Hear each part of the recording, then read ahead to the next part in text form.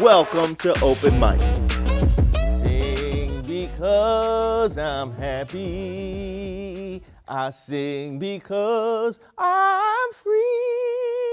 His eye is on the sparrow. Welcome to Open Mic. We are starting the show with some stories or a take on a story you won't get anywhere else. I grew up, despite my singing, those are those deep South Carolina roots. I grew up in Prince George's County. I live in D.C., so you know these jokes come from a place of love most of the time. Let's start things off here in D.C., where Washington Commanders owner Dan Snyder confirmed his decision not to testify on Wednesday in front of Congress about workplace misconduct allegations after the House Oversight Committee asked him to reconsider. Snyder cited his, quote, long-standing business conflict in France.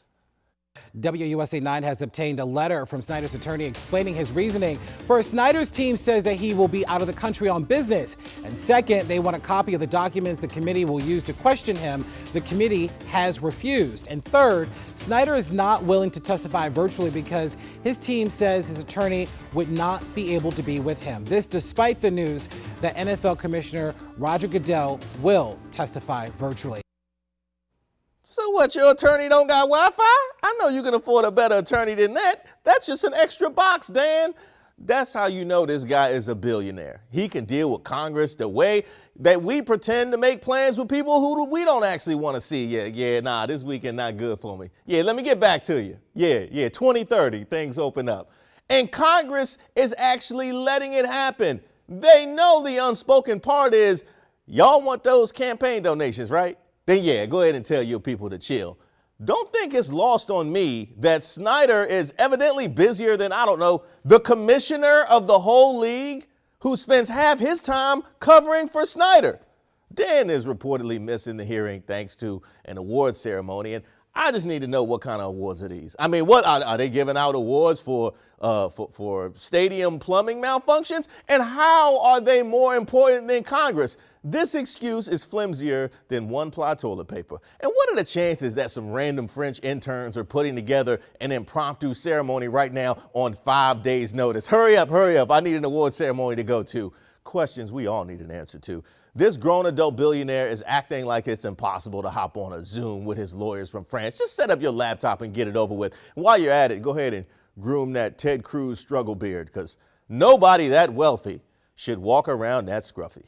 Now, I chose this next story from Capitol Hill because I love good trouble. Members of a production team for The Late Show with Stephen Colbert were arrested in the Longworth House office building and charged with unlawful entry while filming a segment featuring Triumph the Insult Comic Dog, a puppet voiced by comedian Robert Smigel. Now, according to CBS, the shoot was, quote, prearranged and authorized. Now, this is going to do the opposite of what was intended, because now I really want to see this segment, because Triumph doesn't pull any punches. I have to see the footage of him getting arrested. Like, did they pull out like little tiny handcuffs for him? Did he yell at the arresting officers, "This would be a nice Capitol for me to poop on, but that already happened January 6th.